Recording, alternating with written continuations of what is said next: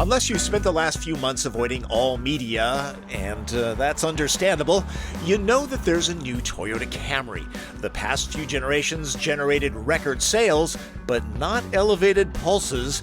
The big boss, Akio Toyota, pushed for something bolder this time around, and Camry needs to turn heads because Generation 8 no longer competes only against the likes of Altima, Accord, Sonata, and Malibu. Crossovers and SUVs outsell sedans these days.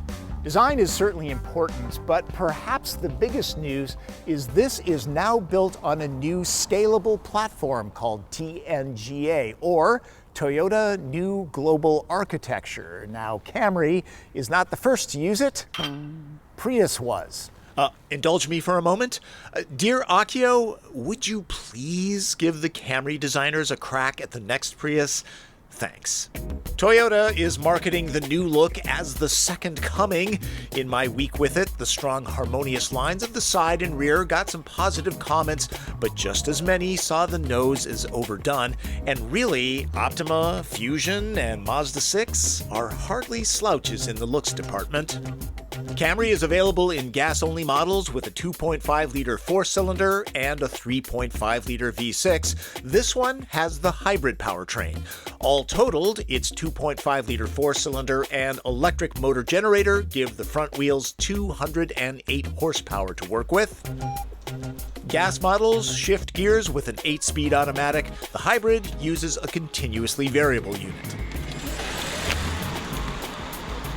It scoots up to 60 miles an hour in about 8 seconds, so it feels appropriately powered for a roomy family sedan. And as expected, it gets excellent fuel economy. I saw about 47 miles to the gallon without even trying. So, Camry is easy on the eyes and the gas bill, but what about driving dynamics? Kudos to the Toyota engineers. The ride quality of the Camry is refined. As far as cornering, come on. It's a family sedan. What are you going to do? Take this car to a racetrack?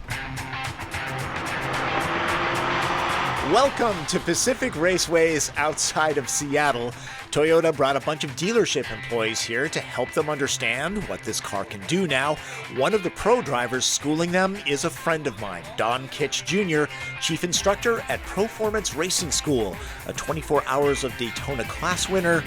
He's the real deal. Don gives me a tour of the track in the performance-oriented V6 XSE model. Yep, it's a grocery getter. Want to get them pretty fast. I love the brakes on this car. I mean, it's got a ton of brakes on it, and they're very usable. You don't see a whole lot of dive in the front under heavy braking. And then the suspension just works brilliantly to get the car to change direction. So you're on the throttle? We're in the corner? Flat on the throttle. Flat on the throttle with no understeer at all. It's amazing what you can get away with. You know, the old rule of thumb with a front-wheel drive car is you can do anything you want with the steering wheel as long as you're not doing anything with the gas pedal. Right, yeah. Boy, with this thing here, you can turn it in and come to throttle right now, and it says, okay, we can do this. Don's driving skill is matched only by his bravery, since he'll be riding shotgun with me. And then I decided to give it a try. I can see it now. What a cliche. Kitch dies at Pacific Raceways under the hands of Tom Voelk. Well, you got in the car. The you car knew. guy. Wow. Well, this holds up to 80 miles an hour. Right now. Right quick. Right now. Yep. Okay, so... And we're going to do this slalom at about 25 to 30. We're not going to hit any cones. Very nice. Oh, I like it. Oh, my goodness. I mean, it's amazing the way it changes direction, right? I am actually Well done. impressed. That was 40. I couldn't go through there at 40. You could do that. You're a professional race driver.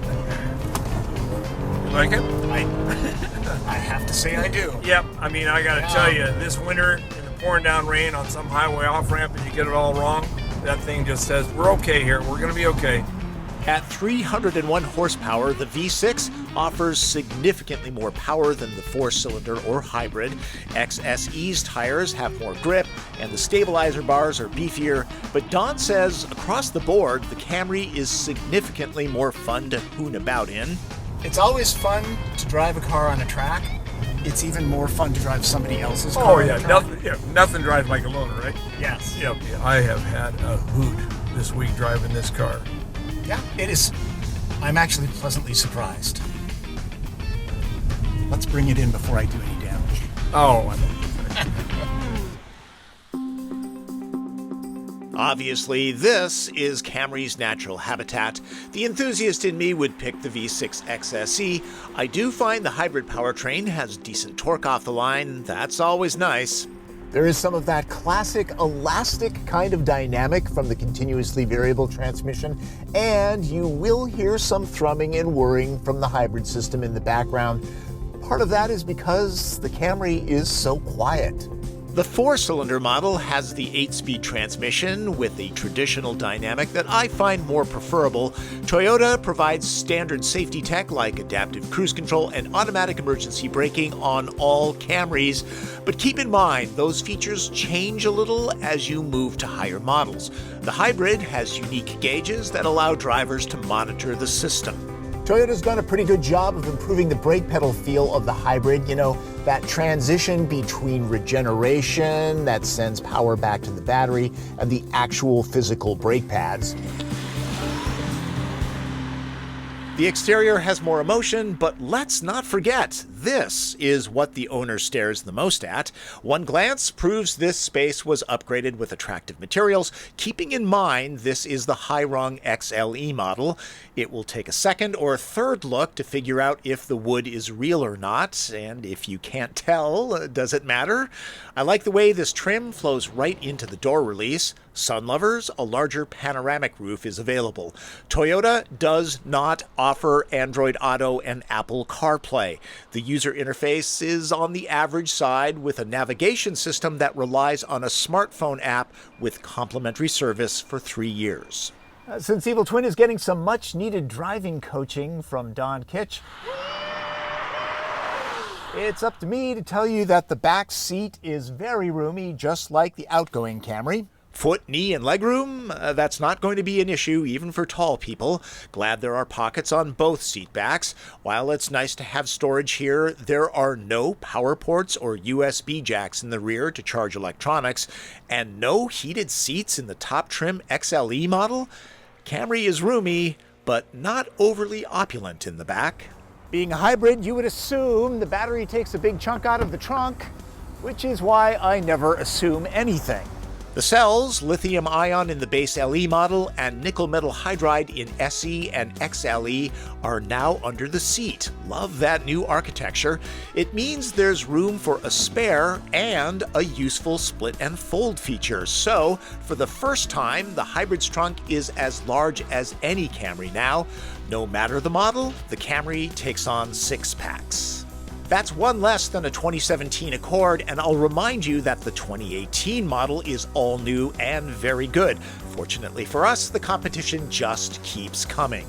A base 4-cylinder Camry L model retails for about $24,400, though I suggest moving to the LE model for an extra $500 to avoid steel wheels and covers. Very few Camrys will be used here, but the 8th generation is a significant improvement in style and driving fun. I'll touch on the design a little more since Toyota is making a big deal about this car's character. Notice that all the TV ads use the deeper growl of the V6 engine prominently. I like that the unique flare line in the C-pillar continues through to the lip of the trunk lid. The strong swage line gives the profile strength. My eye even sees a little heritage nod to mid-90s Camrys in the greenhouse, and I've seen this ripple in the mid to late 2000 models. Toyota loves in-your-face grills. I would argue for a little more restraint, and I'm not so keen on the droopy faux vent treatment off the taillights on the XSE model that Don Kitch Jr. and I drove. It looks tacked on to me. This could work out. You could have a whole new career ahead of you. Motor racing. It's too expensive. Hey, it's nice. Not expensive until you hit something. Yeah. Then it's expensive. I really should outfit my Miata and hit the track, but it has too much sentimental value. Quick story before I go. I met Don Kitch Jr. back in 2011 when I did a story about him and Team Seattle trying to win the 24 Hours of Daytona. It's one of my favorite stories that I've ever shot and produced. Icing on the cake, even won an Emmy Award. But here's the interesting twist. 5 years later, my son, who is now going to college 800 miles away in California, calls me up and says, "Hey, my new roommate, he's very cool, and I think you'd like his dad because he's a race car driver." What are the chances? His roommate's dad is Chris Pallas, one of the drivers for Team Seattle, completely by random. Anyways, it's time for me to get the Camry back on the racetrack. That's Driven. I'm Tom Voelk.